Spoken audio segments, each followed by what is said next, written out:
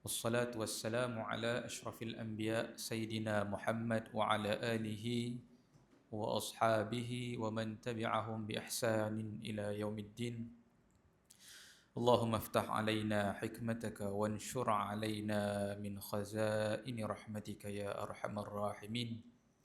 ربنا اشرح لنا صدورنا ويسر لنا أمورنا واحلل عقدة من ألسنتنا يفقه أقوالنا. ربنا زدنا علما وارزقنا فهما سبحانك لا علم لنا إلا ما علمتنا إنك أنت العليم الحكيم.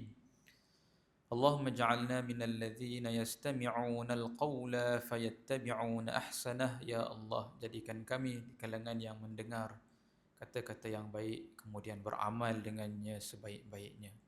Allahumma amin. Muslimin, muslimat, tuan-tuan sidang jemaah yang dirahmati oleh Allah Subhanahu wa taala. Alhamdulillah, summa alhamdulillah dapat kita bersama pada malam ni setelah 2 minggu tiada kuliah pada malam Jumaat. Tak tahu ada ganti ke tidak? Tak ada. Cuti 2 minggu cuti. Alhamdulillah saya dapat bersama semula dengan tuan-tuan dan puan-puan dalam keadaan selamat.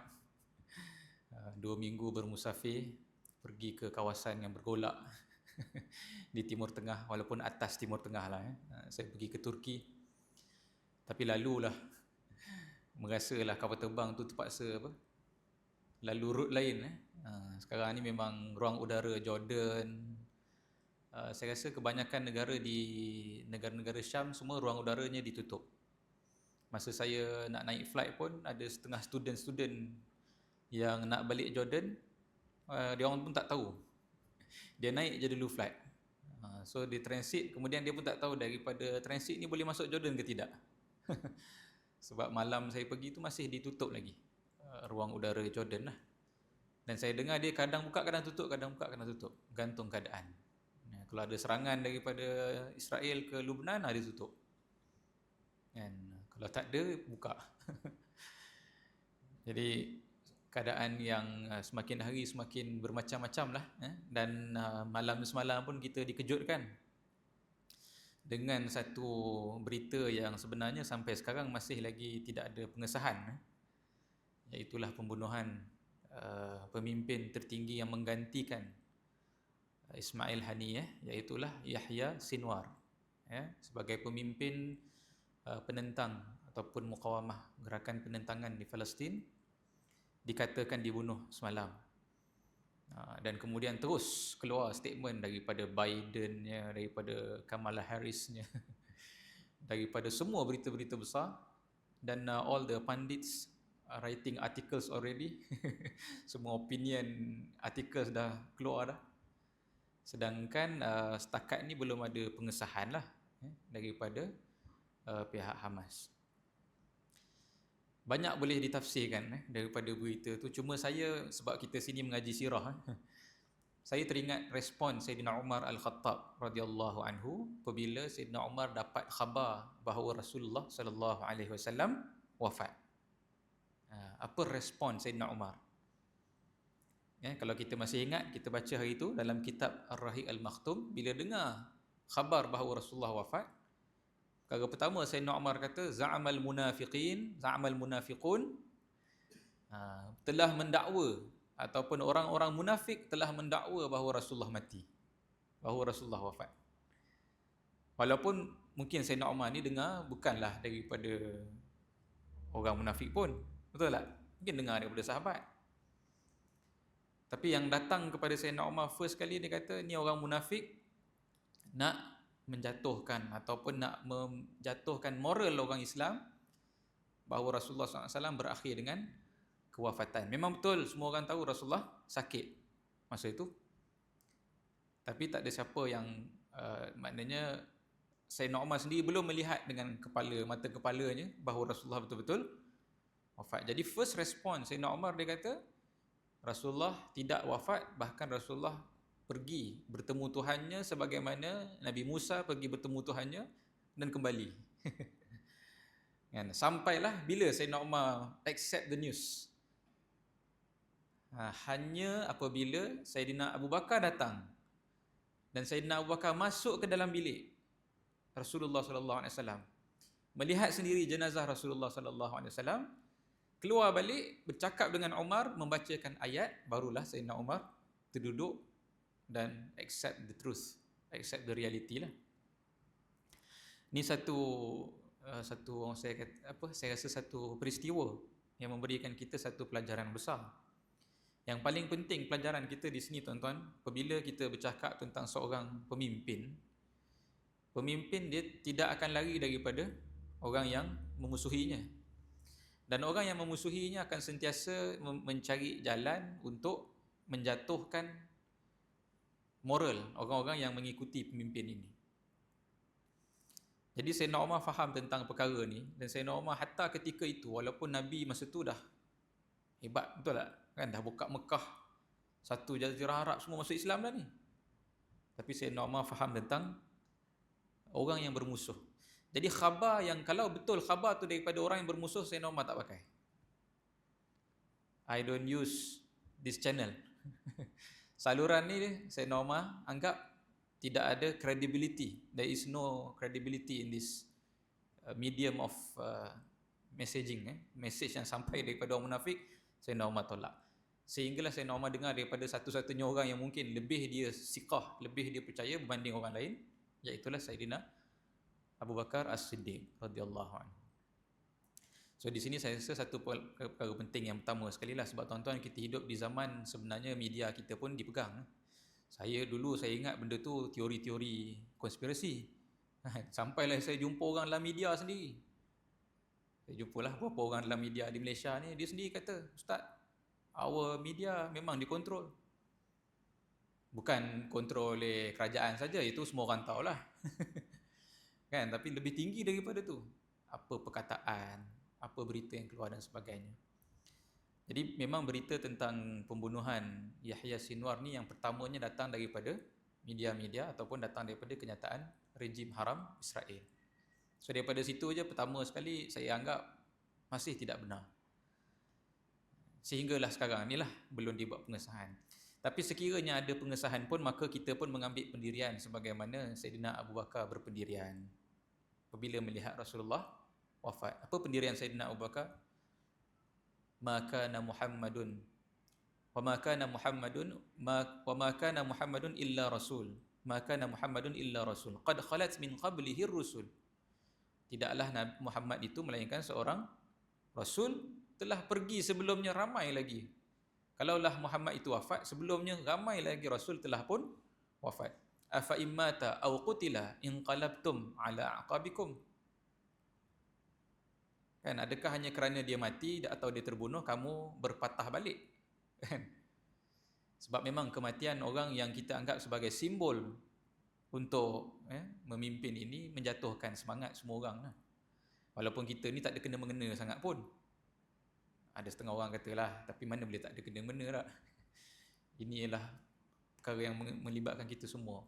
Tapi bila seseorang yang menjadi simbol itu dibunuh, dia menjatuhkan semangat. Tapi Allah mengajar melalui ayat itu, manusia datang dan manusia pergi. Hatta Nabi pun, yang paling kamu cintai dan sanjung pun akan datang dan akan pergi.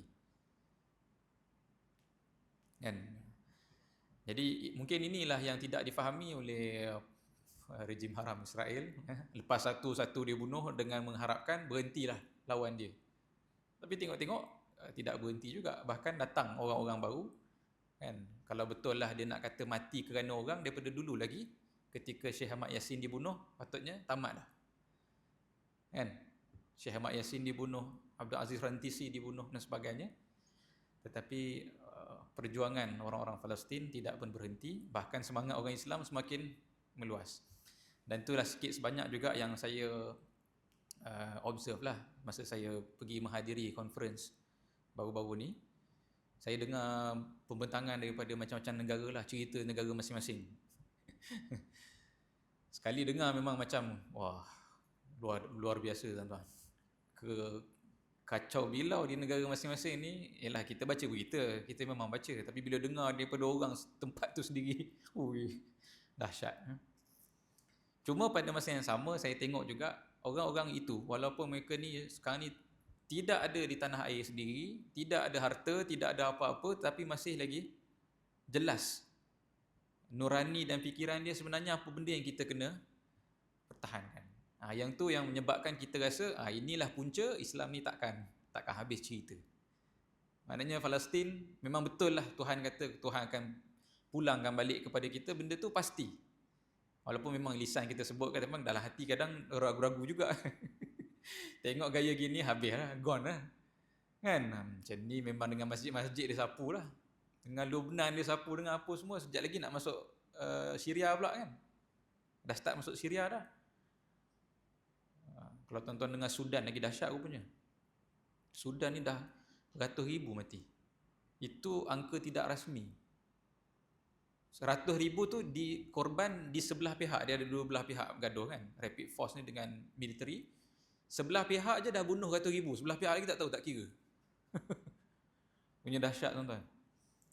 And the real reason is yang revolt ni ataupun yang menyebabkan perang ni lah mereka ni mendapat bantuan daripada US, Israel dan juga sebahagiannya dibantu oleh pembunuh ataupun kita panggil apa? Mercenaries, tentera upahan daripada Rusia. Black Wagner. Memang suatu ada orang cakap, kalau kamu melihat krisis berlaku di negara Islam, ketahuilah bahawa di situ adanya US. Dan orang Islam by itself dia tidak akan bergaduh sampai berperang. Paling-paling pun dia duduk kutuk satu sama lain kat Facebook. Tapi kalau dah sampai perang tu maknanya ada tangan luar yang supply duit, supply senjata, curah minyak lagi dan sebagainya. Semoga Allah SWT menguatkan kita lah untuk bertahan sampai jumpa jalan keluar. Itu je. Saya rasa sekarang ni begitu keadaannya. Masa depan pasti akan berpihak kepada kita, cuma nak sampai ke situ. Dan saya rasa malam ni apa kisah yang kita akan baca mengenai Sayyidina Abu Bakar, walaupun kisah ni simple, tapi dia memberi juga satu pelajaran dan harapan kepada kita untuk melihat situasi yang sedang berlaku. Wallahu a'lam. Jadi malam ni tuan-tuan, Isyak awal kan, 8.11 Isyak lah. Dia habis solat maghrib, waktu sama juga. Jadi masa tak banyak untuk kuliah. Kisah yang kita akan baca yang pertama pada malam ni, kisah ni mirip-mirip kisah yang kita pernah baca. Kisah mengenai Sayyidina Abu Bakar dan anaknya, Sayyidatina Aisyah radhiyallahu anha. Dua minggu lepas pun kita baca kisah Abu Bakar dengan Aisyah juga. Aisyah gaduh dengan Nabi. Kan, rumah tangga Aisyah dengan Nabi, Sayyidina Abu Bakar masuk campur sebagai seorang ayah. Kisah yang famous melibatkan Sayyidatina Aisyah dengan Nabi ni, ya, kisah yang dulu kita baca, kisah hadithul ifki ataupun gosip, skandal yang dituduh ke atas Sayyidatina Aisyah radhiyallahu anha. Rupa-rupanya ada satu lagi kejadian yang lebih kurang serupa. Saya ingat kejadian tu berlaku sekali je dalam sirah. Rupanya ada kejadian yang mirip-mirip. Hadis ini dirakamkan dalam Sahih Al-Bukhari. Hadis yang menjadi asbab turunnya nanti satu hukum yang penting dalam hidup kita, dalam ibadah kita.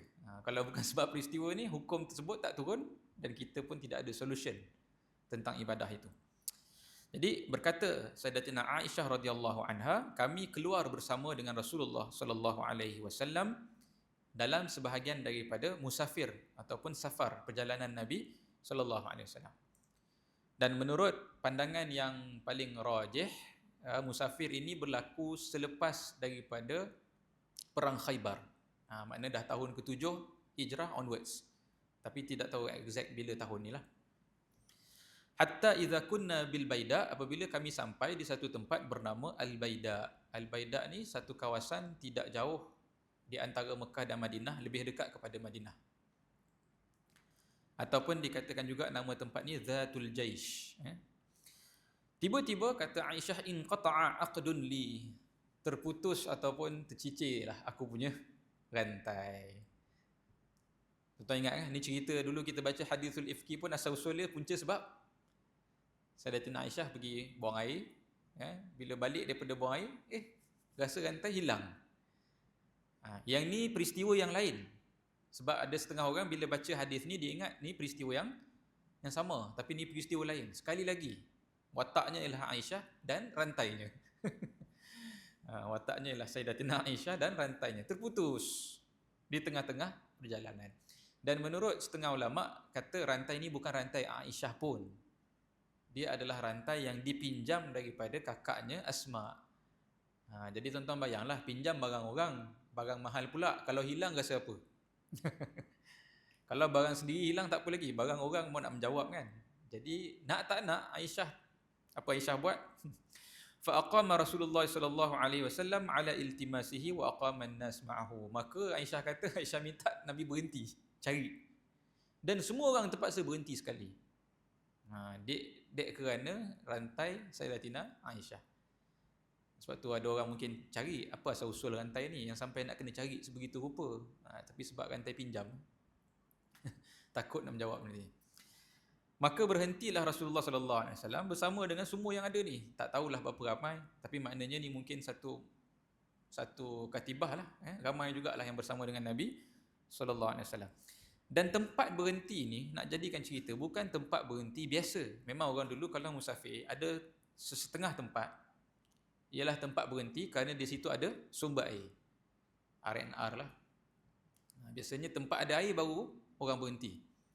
Tapi yang ni berhenti bukan tempat berhenti biasa. Tempat tak ada air.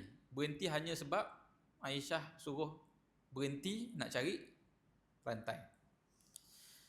Jadi tempat itu tak ada air dan pada masa yang sama semua yang bermusafir ini pula habis dah bekalan air. Mungkin dah pakai air sebelum tu lagi. Dalam tapuai masing-masing, dalam botol masing-masing air habis. Jadi fa'atan nas Abu Bakrin faqalu. Jadi orang semua datang mengadu ke Abu Bakar. Tak berani nak mengadu pada Nabi. Datang mengadu kepada Abu Bakar tentang apa? Ala tara ma sana'at Aisyah. Wahai Abu Bakar, kau tak tengok ke apa Aisyah buat ni? Aqamat bi Rasulillah wa bin nasi ma'ahu wa laysu ala ma'in wa laysa ma'ahum ma'. Aisyah telah membuatkan Rasulullah terpaksa berhenti sini. Manusia semua terpaksa berhenti sini sedangkan sini tak ada air. Maknanya sahabat komplain pada Abu Bakar, Aisyah menyusahkan semua orang. Menyusahkan Nabi dan menyusahkan semua orang. Musibat. Bawa masalah. Jadi Abu Bakar atas banyak faktor lah. Kan? Segan dengan sahabat pun ya. Rasa bersalah dengan Nabi pun ya. Marah dengan Aisyah pun ya juga. Maka Sayyidina Abu Bakar datang kepada Aisyah. Ketika Sayyidina Abu Bakar datang kepada Aisyah, Sayyidina Abu Bakar nampak Rasulullah sallallahu alaihi wasallam wadi'u ra'sahu ala fakhidhiha. Maknanya Rasulullah sedang baring di atas peha Sayyidatina Aisyah. Penat cari tak jumpa-jumpa, rehat dululah. Kan ada setengah ulama kata masa ni dah masuk waktu malam pun. Jadi bila dah masuk waktu malam, stay je lah tempat tu. Cuma macam mana nanti nak semayang? Kan? Air tak ada. Minum satu hal, nak semayang tak ada air. Ambil wuduk, air tak ada. Jadi Abu Bakar datang kepada Aisyah dan nampak Nabi SAW tidur di atas peha Aisyah. Lalu Sayyidina Abu Bakar marah Aisyah. Habasti Rasulullah sallallahu alaihi wasallam. Wahai Aisyah, engkau telah menyekat Nabi, menyekat Rasulullah sallallahu alaihi wasallam dan menyekat semua yang bersama dengan Nabi ni. Sedangkan mereka ni semua tak ada air. Patut kalau jalan straight tadi lagi sampai tempat ada air berhenti, okey. Tapi kau punya pasal semua dah tersangkut di tempat yang tak ada air. Lalu Aisyah kata, ayahku atabani. Al-itab ni maknanya marah, cela. Secara lisan lagi lah.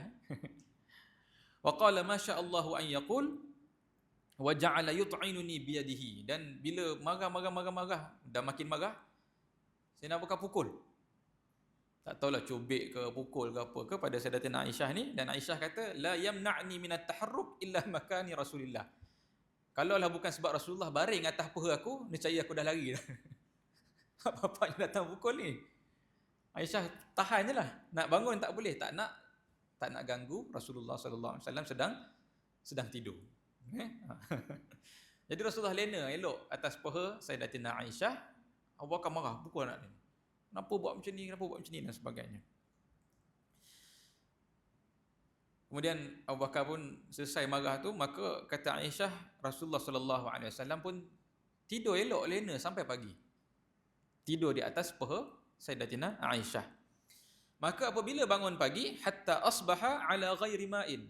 Bangun pagi cari air. Rasulullah SAW panggil sahabat, mana bawakan air wuduk. Biasa ada sahabat akan datang, bawakan air wuduk. Sahabat kata, ya Rasulullah, air tak ada. Air minum tak ada, air wuduk pun tak ada, ya Rasulullah. Jadi, dan Rasulullah perasan ada setengah sahabat dah solat sebelum tu, mungkin solat tahajud ke apa ke kan. Jadi Rasulullah tanya, hampa solat macam mana? Tak ambil wuduk. Jadi sahabat kata, kami solat tak pakai wuduk Rasulullah. Nak buat macam mana? Air tak ada. Jadi kami solat ajalah. Sebab ini nak ceritanya hukumnya kan. Maknanya masa ni yang sahabat tahu wuduk mesti guna air. Jadi kalau tak ada air untuk wuduk, maka sahabat pun berijtihad lah, solat ajalah. Tak boleh nak berwuduk kan. Maka pada waktu inilah akhirnya turunnya ayat tentang at-tayammum. At-tayammum, surah An-Nisa. Fatayammamu sa'idan tayyiba. Allah kata maka jika tak ada air, bertayammumlah dengan tanah yang suci, debu yang suci. Lalu datang sahabat bernama Usaid bin Hudayr kepada Sayyidatina Aisyah, berkata kepada Aisyah, "Ma hiya bi awwali barakatikum ya ala Abi Bakrin." Wahai Aisyah, ini bukanlah kali pertama engkau memberkati kami dengan kehadiranmu, wahai keluarga Sayyidina Abu Bakar. Kali pertama Aisyah hilang loket, hilang emas, hilang rantai, apa jadi? Turun satu surah terus, surah An-Nur. Keluar bersamanya hukum-hukum tentang qazaf, tentang fitnah, tentang apa sebagainya kan. Berkat daripada masalah yang dialami oleh Aisyah. Kali kedua Aisyah mengalami masalah, turun pula ayat tentang tayammum. Kalaulah bukan kerana Aisyah hilang rantai, kalaulah bukan kerana mereka tidak berhenti di situ, maka umat Islam tidak akan tahu bagaimana untuk bersuci sekiranya tidak ada air. Sebab tu sahabat datang berterima kasih kepada Aisyah, inilah bukan kali pertama engkau memberkati kami dengan bihudurik, dengan kehadiran kau wahai Sayyidatina Aisyah kan. Dan ada setengah riwayat Sayyidina Abu Bakar datang balik kepada Aisyah dan Sayyidina Abu Bakar kata, aku menyangkakan kehadiran kau sebagai sebelum ni bala. Asal kau ikut jadi masalah jadi kan. Hari tu dah masalah dah, serik dah. Tapi nak jadi cerita kali ni cabut undi, Aisyah sekali lagi ikut. Abu Bakar dah risaulah, kan bawa masalah lagi. Rupa-rupanya kan tidaklah kewujudan kau melainkan mubarakah. Rupa-rupanya sama macam hari tu menjadi keberkatan kepada umat Islam. So apa ending cerita dia tuan-tuan? Sekarang soalan dia, kalau orang perempuan mesti akan bertanya soalan ni, apa jadi pada rantai tu? Orang lelaki dah tak kisah, Masya Allah hebat turun ayat semua, nak rantai tu biarlah kan. Tapi orang yang particular mesti tanya, sebab Aisyah cerita apa jadi pada rantai. Ni orang perempuan, rantai tu penting. Lalu berkata Aisyah, faba'athnal ba'ir alladhi kuntu alaihi fawajadnal aqdu tahtahu. Maka apabila pagi dah selesai semua, dah tayammum, dah solat subuh, nak bergerak, maka aku pun bangunkan unta aku untuk berjalan. Rupa-rupanya di bawah unta itulah terletaknya rantai aku. Cerita rantai Sayyidatina Aisyah radhiyallahu anha. Jadi subhanallah kan, maknanya simple cara Allah Subhanahu taala nak mengajar pada para sahabat kan. Kadang-kadang benda tu kita nampak pada surface-nya sebagai satu benda yang musibah, yang susah. Rupanya kalau bukan sebab musibah itu, kita tidak belajar satu ilmu yang baru dan tidak membuka perkara-perkara yang datang manfaat besar kepada umat Islam.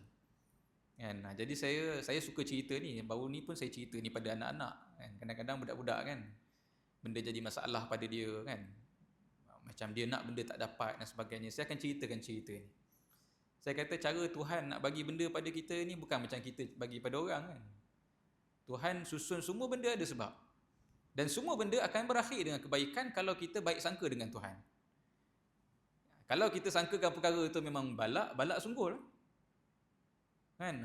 Selama mana dia menyangka itu balak, maka balak. Tapi jika kita yakin benda ni jadi, mesti ada hujungnya sebab baik yang Allah SWT nak berikan, maka Allah akan tunjukkan. Dan saya rasa inilah keadaan umat Islam sekarang. Macam siang tadi kalau di Selangor khutbah pasal Imam Mahdi Yalah, mungkin agaknya, saya pun tak pasti, agaknya mungkin isu GISB lah kot kan, menyentuh dah sampai 2 minggu khutbah boleh tahan juga ya. Tapi saya terfikir satu perkara lah masa dengar khutbah tu, ialah khutbah tu bercerita tentang ikutkan hadis apa dia tanda sebenar Imam Mahdi. Baguslah kan.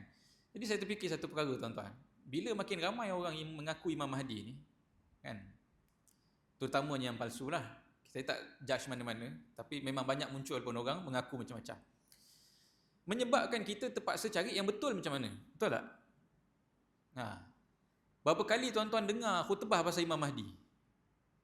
Rasa yang saya boleh recall lah setakat ni, bila ada kes macam ni barulah keluar khutbah pasal Imam Mahdi, bacakan apa dia hadis Nabi sebut pasal Imam Mahdi, nama sekian.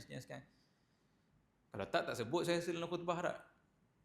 Jadi orang yang datang kuliah maghrib mungkinlah dengar. Kadang-kadang ada ustaz buka cerita hadis, dengarlah. Yang luar berapa ramai umat Islam ni tak pernah tahu pun. Ada yang mungkin menganggap Imam Mahdi ni watak-watak orang buat main-main lah, namanya cerita tak apa-apa kan. Sebab dia dengar ramai sangat merapu, jadi memang dia anggap Imam Mahdi ni cerita merapu sungguh. Sedangkan disebut dalam hadis sesuatu yang bersifat qat'i, pasti akan berlaku. Jadi saya terfikir kadang-kadang disebabkan banyaknya orang mengaku macam ni, kita risau. Tapi disebabkan kita risau, kita mencari apa yang betul, dan apabila kita cari apa yang betul, bila jadi betul-betul, bila sampai kepada keadaannya yang betul-betul, kita sudah pun ada ilmu dan bersedia. Betul tak? Kalau tuan-tuan dengar kan tadi dalam khutbah kata Imam Mahdi ni akan dibai'ah oleh umat Islam walaupun dia sendiri tidak minta. Ini hadis Nabi lah. Kan tanda-tanda Imam Mahdi ialah dia dipilih menjadi pemimpin dalam keadaan dia very reluctant. Bukan dia mengaku dialah Imam Mahdi. Jadi saya sembang dengan kawan-kawan, saya kata orang tak nak jadi pemimpin ni, kita betul-betul push juga. Tu tandanya apa? Tandanya yang melantik Imam Mahdi ni kepala dia sama macam Imam Mahdi. Sebab tu dia boleh pilih orang yang macam tu walaupun orang tu tak nak. Betul tak? Kalau orang yang melantik ni pun semua orang tak boleh pakai, kita akan lantik orang yang pandai cakap juga. Macam sekarang lah. Selalunya yang naik ni semua yang pandai cakap lah. Belum tentu betul. Sebab yang memilihnya macam tu juga. Itu fakta pahitnya lah kan. Korang kita ni jangan marah dengan pemimpin bila ada orang masalah, sebab yang pimpinnya, yang milihnya kita juga. Siapa suruh kita pilih? Contoh. Tapi kalau yang dipilih tu betul, bermakna yang memilih pun betul. Jadi saya cakap pada kawan-kawan saya, Imam Mahdi ni hanya muncul bila umat Islam ni semua memang fikir macam Imam Mahdi dah. Dia tu wakil je seorang. Tapi sebab yang lain ni sama dalam kepala tu, nakkan keadilan, nakkan apa semua kan. Sebab itulah dia orang boleh lantik orang macam tu walaupun orang tu tak nak. Jadi soalan dia, macam mana umat Islam boleh jadi macam tu daripada keadaan yang macam sekarang ni? Kan yang macam sekarang ni orang bercerai seminggu begitu, contoh kan. Punyalah besar. Macam mana daripada tu berubah menjadi satu umat yang fikir tentang nak menamatkan kezaliman di peringkat dunia. Oh, itu tuan-tuan satu perubahan besar tu. Kalau tuan-tuan ada staff mungkin boleh bayangkan. Kadang-kadang kita ambil staff yang orang fikir-fikir biasa-biasa ni, nak tukar cara fikir dia sampai dia boleh jadi next line of leadership kepada syarikat, susah. Betul tak? Orang kata anjakan paradigma ni. Perkara yang sama. Nak ubah tu susah. Jadi kalau kita sendiri dengan kudrat kita manusia nak didik manusia, saya ceramahlah macam mana ratus jam sekalipun, saya fikir mustahil nak ubah umat ni. Melainkan di sana wujudnya tadbir, susunan daripada Tuhan melalui peristiwa-peristiwa yang kita sendiri kalau boleh tak nak berlaku. Sakit, orang mati, itu perang itu dan sebagainya, tapi hanya melalui peristiwa itulah kita menjumpai rantai emas. Kan, sebagaimana Sayyidatina Aisyah dah kena maki dengan bapak dia, dah kena pukul lah. Bukan bapak dia saja, semua orang duk menyampah dengan dia.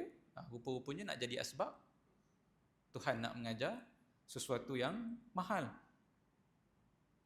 Kita boleh sebut maknanya selagi orang beramal dengan tayamum ni sampai kiamat, Sayyidatina Aisyah dapat pahala. Pasal dia jadi asbab kebaikan.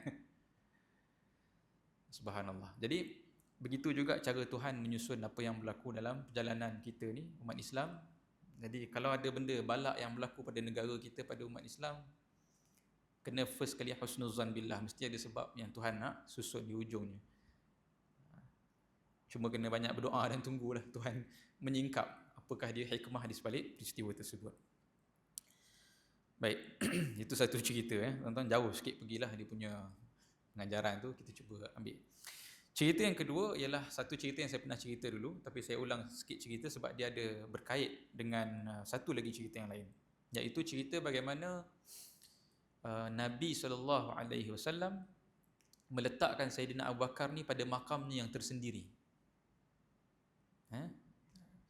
Dan perkara tu difahami oleh para sahabat radhiyallahu anhum ajma'in yang lain. Cerita yang pertama ialah pada satu hari berlaku pergaduhan di antara Sayyidina Abu Bakar dengan Sayyidina Umar. Macam mana bergaduh ni?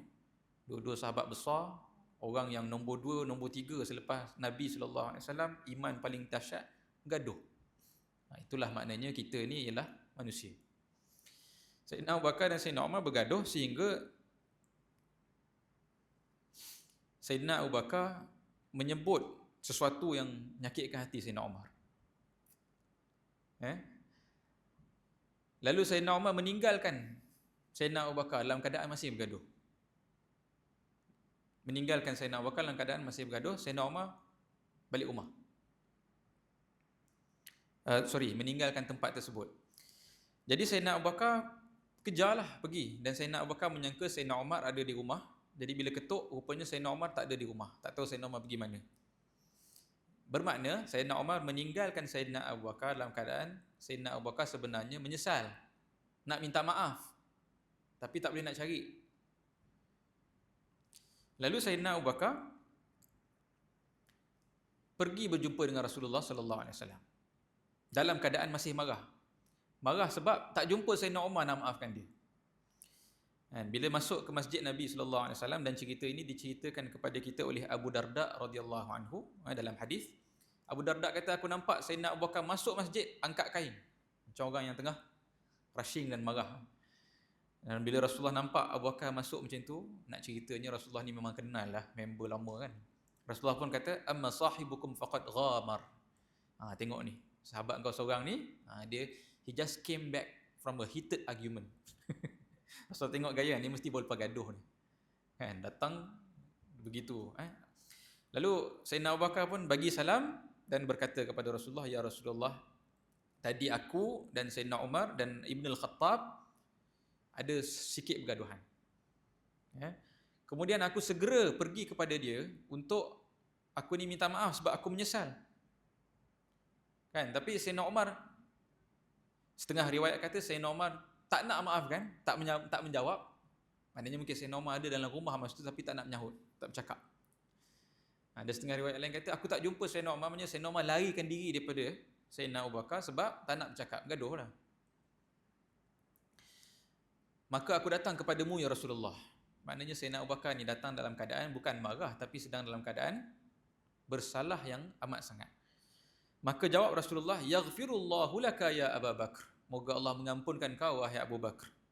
Rasulullah mengulangnya 3 kali. Moga Allah ampunkan kau wahai Abu Bakar. Tidak semena-mena ketika itu juga Sayyidina Umar pun datang. Sayyidina Umar pun baru, orang kata, came back to his sense lah. Baru, tak patutlah aku ni. Walaupun sebenarnya yang betulnya Umar. Kan, jadi Umar memang ada hak lah nak jual mahal. Tapi Sayyidina Umar kesian, menyesal lah, fikir balik kenapalah dia jual mahal dengan Sayyidina Abu Bakar. Maka Sayyidina Umar pun datanglah kepada Rasulullah sallallahu alaihi wasallam. Datang ke masjid. Dia pergi ke rumah Abu Bakar.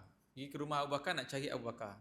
Ketuk rumah Abu Bakar tak ada orang. Jadi Umar tahu, kalau Abu Bakar tak ada kat rumah, maknanya mesti Abu Bakar pergi cari Rasulullah. Maka pergilah Umar ke masjid untuk mencari Rasulullah sallallahu alaihi wasallam.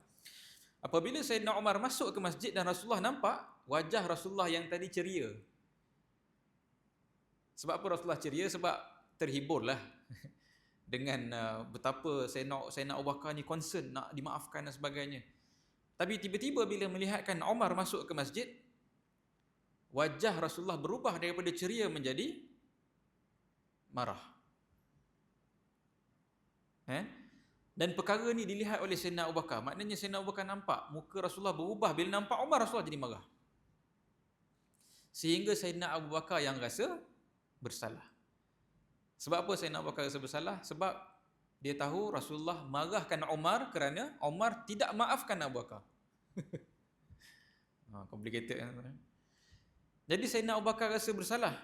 Lalu Sayyidina Abu Bakar datang kepada Rasulullah dan melutut depan Rasulullah, "Ya Rasulullah, wallahi inni kuntu azlam." Ya Rasulullah, sesungguhnya aku inilah yang zalim. Jangan marah dengan Umar, marahlah dengan aku ya Rasulullah. Kan sekarang ni maknanya Abu Bakar dah rasa bersalah dengan Umar, rasa bersalah dengan Rasulullah juga sebab menyebabkan Rasulullah marah dengan Umar. Maka berkata Nabi SAW kepada semua sahabat secara umum dan kepada Umar secara khusus, "Innallaha ba'athani ilaikum faqultum kazzabta." Sesungguhnya aku ni dulu ketika Allah utuskan aku kepada kamu semua, ramai daripada kamu semua cakap aku ni bohong. Wa qala Abu Bakar sadaq, kecuali Abu Bakar dia telah berkata benar. Abu Bakar sahaja yang percaya pada aku ketika semua kamu tolak aku dulu. Wa wasani bi nafsihi wa malihi, dan bukan setakat itu dia telah memberikan kepada aku nyawa dan hartanya. Fahal antum tariku li sahibi, tak boleh ke engkau tinggalkan sahabat aku ni? Leave him alone, janganlah cari pasal dengan dia. Rasulullah berkata 2 kali, fahal antum tariku li sahibi, jangan kacau Abu Bakar, jangan sakitkan hati Abu Bakar, kata Rasulullah sallallahu alaihi wasallam. Jadi sahabat semua yang mendengar ni kata, setelah daripada kata-kata Rasulullah sallallahu alaihi wasallam itu, fama uziya ba'daha, tak ada seorang pun sahabat yang selepas itu berani walaupun nak menyebabkan Sayyidina Abu Bakar sakit hati. Dan salah seorang daripada sahabat yang faham perkara ni ialah sahabat yang bernama Rabi'ah al-Aslami. Ini cerita yang berkait. Rabi'ah ni Rasulullah SAW berikan kepada dia tanah, mungkin harta rampasan atau mungkin sesuatu yang sebagai upah lah. Rasulullah bagi harta, bagi tanah kepada Rabi'ah dan bagi tanah kepada Abu Bakar. Bunyi apa? Mercun. Oh. Bunyi mic Oh. Makin kuat buat kan?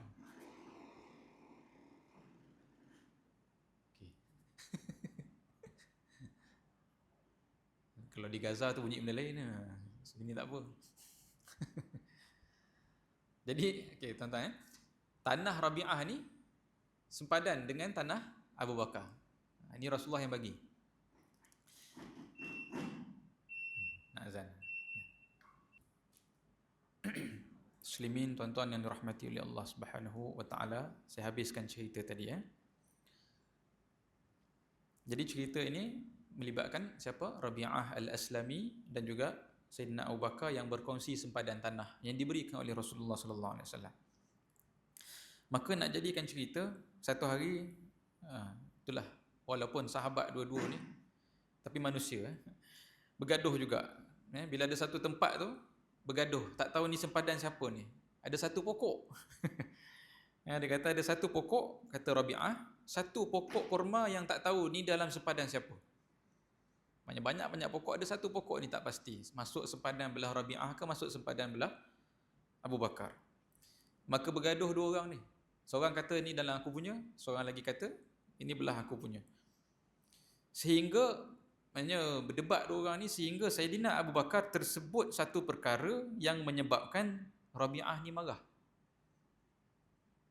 Apa dia tak disebut dalam hadis lah, tapi saya yakin bukanlah perkara yang mencarut apa dan sebagainya, tapi mungkin sesuatu yang simple tersebut tentang Rabi'ah ke apa ke, menyebabkan Rabi'ah tak senang hati sampai macam ni. Dan Sayyidina Abu Bakar perasan Rabi'ah marah bila disebut begitu. Dan Sayyidina Abu Bakar segera menyesal, terlepas cakap. Lalu Abu Bakar buat apa? Abu Bakar kata, wahai Rabi'ah, I am so sorry, please sebut benda yang sama kepada aku. Sebutlah benda buruk apa-apa kepada aku sebagai qisas. Supaya sama, aku pun terasa apa yang kau rasa. Lalu apa Rabi'ah sebut? Ma ana bifa'il ya Abu Bakar. Tak, I will never do that, wahai Abu Bakar. Not to you. Rabi'ah kata, aku takkan cakap apa-apa yang menyakitkan hati engkau, wahai Abu Bakar. Abu Bakar marah. Abu Bakar kata, sama ada kau sebut juga supaya aku ni sakit hati, atau aku akan bawa perkara ni kepada Rasulullah sallallahu alaihi wasallam. Maknanya Abu Bakar sangat concern dosa tersebut masih lagi tidak diampunkan. Kalau ikutkan maknanya Rabi'ah dah tak nak balas tu kira halal lah. Tapi bagi Abu Bakar ini bukan confirmation. Mungkin Rabi'ah tak nak balas bukan tanda Rabi'ah sudah pun redha. Dan apatah lagi di sisi Allah SWT, adakah dosa ini sudah pun dianggap terhapus. Jadi Abu Bakar tak senang duduk. Sama ada kau sebut macam tu atau aku akan bawa kes ni kepada Rasulullah SAW. Sehingga aku pasti bahawa dosaku ini telah diampunkan. Maksudnya Abu Bakar nak minta maaf lah kepada Rabi'ah. Jadi Rabi'ah bertegas, aku tak akan cakap juga. Nak bawa kepada Rasulullah, bawa lah. Aku tak akan cakap sesuatu yang menyakitkan hati kau, wahai Abu Bakar. Jadi Abu Bakar kata, kalau macam tu jom kita pergi jumpa Rasulullah sallallahu alaihi wasallam. Jadi on the way nak pergi jumpa Rasulullah sallallahu alaihi wasallam, kabilah kepada Rabi'ah ni, Rabi'ah al-Aslami. Kabilah dia kabilah Aslam. Dengar apa yang berlaku ni. Dan dia orang marahlah. Apa cerita ni Rabi'ah? Yang buat salahnya Abu Bakar. Yang kena nak diadukan ni engkau pula. Ni apa dah jadi? Biar kita orang datang dan backup engkau. Jadi sahabat kan, maknanya bila ada family kena apa dan sebagainya, nak bawa ke penghakiman. Padahal yang buat salah Abu Bakar. Tapi Rabi'ah kata apa kepada family dia? Jangan cari pasal. Dia kata apa? Tahu tak engkau siapa ni? Yang nak bawa aku jumpa Rasulullah ni siapa? Inilah dia Abu Bakar. Orang nombor 2 yang berada bersama dengan Nabi. Orang yang satu-satunya orang yang berada bersama dengan Nabi dalam Gua Thur. Dan orang yang paling mulia di kalangan kita selepas Nabi SAW. Engkau nak ke kalau engkau orang semua datang sokong aku, dan bila engkau sokong aku, engkau menyebabkan Abu Bakar terasa, dan bila Abu Bakar terasa, Rasulullah akan terasa, dan bila Rasulullah terasa, Allah akan marah pada aku. Aku tak nak perkara itu berlaku. Kau semua balik, jangan masuk campur. Ini Rabi'ah punya komen. Kan, tak pasal-pasal family dia pula kena marah. Itu semua balik. Jadi Rabi'ah dengan Sayyidina Abu Bakar pun pergi berjumpa dengan Rasulullah SAW. Dan bila sampai depan Rasulullah, maka Abu Bakar pun cerita, ya Rasulullah gini. Rasulullah pun dengar. Kemudian Rasulullah tanya pada Rabi'ah, wahai Rabi'ah, apa sebenarnya yang terjadi antara kau dengan Abu Bakar ni? Itu cerita versi Abu Bakar. Maka Rabi'ah pun menceritakan benda yang sama. Maknanya nak cerita. Dia biasa orang kalau pergi jumpa hakim, dia akan cerita dia tidak bersalah lah kan. Ini terbalik, dunia terbalik tuan-tuan. Dua-dua nak cerita dia bersalah. Yang Abu Bakar nak kata dia bersalah cakap sesuatu kepada Rabi'ah, dan Rabi'ah pula nak cakap dia ni rasa sebersalah sebab tak nak balas pada Abu Bakar. Ini dunia terbalik. Dua-dua cakap macam itu depan Rasulullah SAW, maka Rasulullah pun senyum mendengarkan kedua-dua ni, dan Rasulullah pun kata, wahai Rabi'ah, apa yang kau lakukan tu betul. Maknanya kau tak balas pada Abu Bakar tu, itulah perkara yang betul. Mesnya aku ajar kau, apa patut kau sebut kepada Sayyidina Abu Bakar. Maka Rasulullah pun mengajar kepada Rabi'ah, kau sebutlah, yaghfirullahu laka Abu Bakar. Moga Allah mengampunkan kau wahai Abu Bakar. Kau sebut macam ni. Maknanya Rasulullah mengiktiraf penghormatan yang diberikan oleh Rabi'ah kepada Abu Bakar As-Siddiq. Dan juga mengajar cara kepada Rabi'ah bagaimana nak menghilangkan rasa sebersalah dan memberikan kepastian kemaafan kepada Sayyidina Abu Bakar. Doakan Allah ampunkan Sayyidina Abu Bakar As-Siddiq. Jadi Rabi'ah pun sebut kepada Abu Bakar, ya Abu Bakar, yaghfirullahu lak. Moga Allah ampunkan kau wahai Abu Bakar. Mendengarkan perkara ini, Sayyidina Abu Bakar pusing dan balik ke rumah dalam keadaan menangis teruk. Maknanya Sayyidina Abu Bakar masih lagi belum mendapat qisas. Sebab itu dalam Islam sebenarnya qisas ni ialah satu bentuk kepastian bahawa dosa itu benar-benar diampunkan. Macam cerita sahabat yang datang minta Rasulullah hukum hudud sebab berzina. Kan mula-mula Rasulullah kata, kenapa nak cerita? Why do you open? Kenapa kau buka aib ni? Kan Rasulullah paling kanan paling kiri tak nak dengar. Sebab nak sabit hukuman zina ni susah kan, kena ada 4 saksi yang nampak benda tu masuk betul dan sebagainya, susah. Jadi kebanyakan hukum zina yang pernah berlaku semuanya hanya dengan kesaksian orang tu sendiri mengaku. Kan? Jadi Rasulullah walaupun tolak penyaksian sahabat ni, tapi akhirnya sahabat ni minta juga, dan Rasulullah pun akhirnya kata memang betul sungguh lah. Sebab apa sahabat ni minta macam tu? Nakkan kepastian bahawa dosanya benar-benar telah diampunkan di sisi Allah Subhanahu Wa Taala. Kalau ikutkan dia hanya perlu bertaubat. Pemerintah dah tolak dah. Dia balik rumah taubat. Tapi dia tak tahu taubat dia ni 50-50. Macam mana dia nak tahu taubatnya diterima? Maka disebabkan itu dia minta untuk dijatuhkan hukuman. Begitu juga keadaan Sayyidina Abu Bakar As-Siddiq. Jadi cerita ni banyak pengajaran lah. Satu, menggambarkan iman Sayyidina Abu Bakar kepada apa yang dia beriman, dosa pahala ni benda real. Maknanya perkiraan walaupun sekecil-kecil perkara di sisi Abu Bakar, dia tak nak biar benda tergantung. Benda tu mesti clear antara dia dengan Allah Subhanahu Wa Taala. Dan on the other side, Rabi'ah menunjukkan kepada kita bahawa orang yang faham, yang beriman dan faham ilmu, dia akan meletakkan seseorang itu pada tempatnya. Walaupun orang itu ada buat salah pada kita. Tidaklah hanya kerana satu zallah. Dalam bahasa Arab sebut zallah. Zallah ni kecuaian. Sayyidina Abu Bakar cuai, tersebut sesuatu yang tak betul. Tidak hanya kerana satu perkara yang mistakenly done, menjatuhkan kehormatan dia sehingga membolehkan kita ni cela. Buat macam orang ni tak pernah ada ilmu, buat macam orang ni tak pernah ada pengorbanan dalam Islam dan sebagainya. Ini perkara yang sekarang ni tak wujud. Kan? Sebab tu kehormatan kita pada seseorang dan ilmunya kekal. Dan kita maafkan kecuaian-kecuaiannya. Selagi mana bukan dosa-dosa yang besar lah.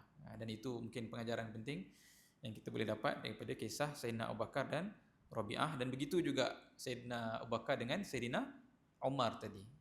Dan Rasulullah bukan sebut perkara itu kerana Sayyidina Abu Bakar ni ada VIP status ke, bukan. Yang Rasulullah menasabkan atau mengaitkan kehormatan Sayyidina Abu Bakar itu dengan imannya, pengorbanannya dan sebagainya. Bukan sebab dia Abu Bakar, dia bapa mentua dia apa. Bukan. Kan? Tapi bermakna Rasulullah mengiktiraf kedudukan itu ialah kedudukan sama di sisi Allah Subhanahu Wa Taala. Takkanlah orang yang tinggi di sisi Allah, aku sendiri nak rendahkan martabat dia. Jadi zaman kita memanglah tak ada orang yang tahu. Cuma sekurang-kurangnya kita tahu. Yang Rasulullah sebut dalam hadis, al-ulama warasatul anbiya. Orang yang ada ilmu ialah orang yang mewarisi para nabi. Dan ke sini maksud siapa yang ada ilmu tu kena betul lah. Bukan yang mendakwa ada ilmu, tapi yang memang betul-betul ada ilmu, yang memang betul mengajarkan ilmu, bukan kan menggoreng-goreng dan sebagainya. Kita berikan penghormatan yang selayaknya kerana di sisi Allah mereka mulia. Dan sekiranya mereka mengkhianati perkara itu, maka di sisi Allah juga akan jatuhnya martabat mereka. Begitu juga orang yang syuhada, orang yang berjuang, orang yang mujahidin dan sebagainya. Cinta kita kepada mereka ialah kerana Allah mencintai mereka. Bukan kerana mereka ni someone yang VIP apa dan sebagainya. Ini saya rasa pengajaran penting lah yang kita dapat daripada kisah Sayyidina Abu Bakar As-Siddiq radhiyallahu anhu. Moga-moga bolehlah kita kaitkan dalam perkara yang kita alami dalam hidup kita dan dalam begitu banyak perkara yang sedang berlaku lah dalam berita-berita kita hari ini. Setakat itu dulu untuk malam ni, insya-Allah. Aqulu qawli hadza wa astaghfirullahal azim li wa lakum. Wassalamualaikum warahmatullahi wabarakatuh.